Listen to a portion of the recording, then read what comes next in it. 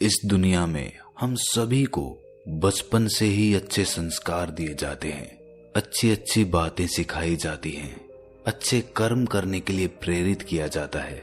लेकिन जब हम बड़े होते हैं तो हम अपने आसपास केवल बुराई को पाते हैं। हम देखते हैं कि हमारे आसपास कितना भ्रष्टाचार, कितनी चोरी चकारी, लूट डकैती वगैरह वगैरह फैली हुई है। लेकिन क्या आपने कभी ख्याल किया कि जिस बच्चे को बचपन से अच्छे संस्कार दिए गए थे, वही बच्चे बड़े होकर ऐसे कर्म करने क्यों लग जाते हैं? कोई माँ बाप नहीं चाहता कि उसका बेटा कोई गलत काम करे, लेकिन फिर भी दुनिया में इतने अपराध हैं। ऐसा क्यों होता है? कभी सोचा आपने? मन का खेल बड़ा अजीब होता है। हमें लगता तो है कि हम अपने मन को पूर्ण रूप से जानते हैं, लेकिन हमारा मन एक ज्ञान की भ्रांति बना के हमें हमेशा अज्ञानता में फंसाए रखता है।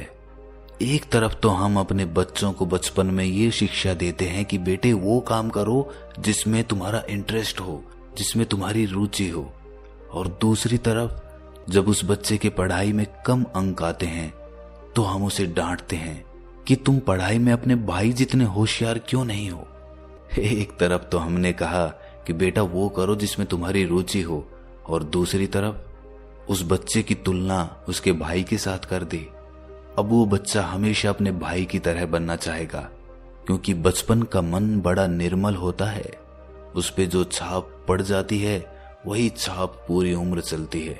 अब वो बच्चा वो ना करके जिसमें उसकी रुचि है वो करेगा जो उसका भाई करता है, क्योंकि अपने माता पिता का प्यार ज्यादा पाने के लिए उसे अपने भाई से आगे निकलना होगा और उसके जैसा बनना होगा।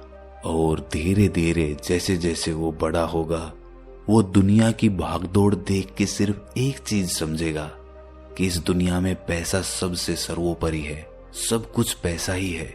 और उस पैसे को कमाने के लिए जब वो अपने आसपास देखेगा कि लोग शॉर्टकट्स अपनाकर अच्छे पैसे कमा रहे हैं, तो वो भी उनकी तरह शॉर्टकट पकड़ के जल्दी कामयाब होने के चक्कर में कहीं ना कहीं कोई गलत काम कर बैठेगा। अब हम उस बच्चे के बचपन में फिर से लौट के जाते हैं। काश उस बच्चे के माता पिता ने उसके कम अंक आने पर यह ना कहा होता कि कोई नहीं बेटा, पढ़ाई में कम अंक आ गए तो क्या हुआ, तुम दूसरी चीजों में आगे निकल सकते हो, क्रिकेट, पेंटिंग, कोई कला। तो शायद वो बच्चा किसी और की तरह बनने का प्रयास नहीं करता और आज वो कर रहा होता जो वो करना चाहता था। आज की जो कहानी मैं आपको सुनाने वाला हूं, उसमें आपको अपने मन की इतनी बारीक चाल देखने को मिलेगी जो आप कभी देख ही नहीं पाते। आपको ये पता चलेगा कि हमारा मन कितनी बारीक और कितनी छुपी हुई चाल भी चल सकता है। तो इससे पहले कि आप इस कहानी में खो जाएं, इस चैनल को सब्सक्राइब जरूर कर लें। तो चलिए कहानी शुरू करते हैं। रात के सन्नाटे में अचानक एक बच्चे के रोने की गूंज उठती है।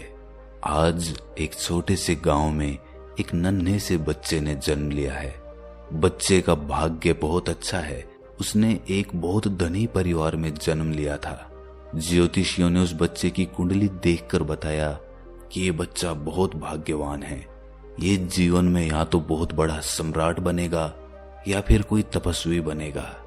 धीरे धीरे वो बच्चा अच्छी शिक्षा दीक्षा के साथ बड़ा होने लगता है। बच्चा बड़ा होनहार था, बड़ा ही कौशल था उसमें, हर चीज को झटपट सीख लेता था। लेकिन जैसे जैसे वो बड़ा होता गया, उसे उसके माता पिता ने ज्योतिष की वो भविष्यवाणी बतानी शुरू कर दी। और धीरे धीरे बच्चे के मन में ये बात बैठने लगी कि वो तो संत बनने के लिए पैदा हुआ है, क्योंकि उसके परिवार के पास धन संपूर्ण होने की वजह से उसमें राजा बनने की कोई चेष्टा नहीं थी। इसीलिए उसको लगने लगा कि मैं बहुत बड़ा संत बनूंगा। उसके माता पिता को ये सोचकर कभी कभी बहुत दुख होता था कि कहीं सच में हमारा बेटा किसी दिन कोई संत न बन जाए। वो उनका इकलौता पुत्र था, उसके अलावा उनकी कोई संतान नहीं थी। धीरे धीरे बच्चे का मन खेल कूद से हटकर ध्यान साधना में लगने लगा। अब वो घंटों संतों की बातें सुनता रहता और ध्यान साधना करता रहता। उसने अपना पूरा बचपन का समय इसी तरीके से बिताना शुरू कर दिया। नगर के सब लोग उस बच्चे से बहुत प्रभावित थे। वो उस बच्चे के मुखमंडल को देखते और उसकी बातों को सुनकर कहते कि वाह भाई, तुम तो बहुत बड़े ज्ञानी हो, तुम एक दिन जरूर इस संसार में अपना ज्ञान फैलाओगे, लोगों में तुम्हारी बहुत प्रतिष्ठा होगी, बहुत सम्मान होगा। ये सुनकर वो बच्चा कहता कि नहीं महर्षि, मैं कोई बड़ा आदमी नहीं बनना चाहता, क्योंकि अपने आप को ज्ञानी समझना भी अहंकार का ही एक रूप होता है।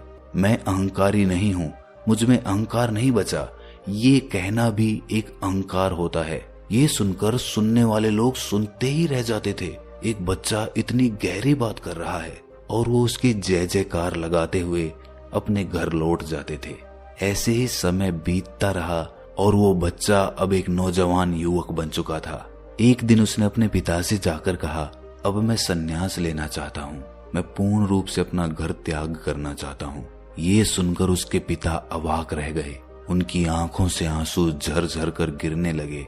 पीछे उसकी माता भी खड़ी थी। वो दौड़कर अपने बेटे से लिपट गई और लिपटकर उससे रोने लगी कि बेटे, तुम अपने माँ बाप को छोड़कर चले जाओगे? तुमने कुछ नहीं सोचा कि तुम्हारे माँ बाप कैसे जिंदा रहेंगे?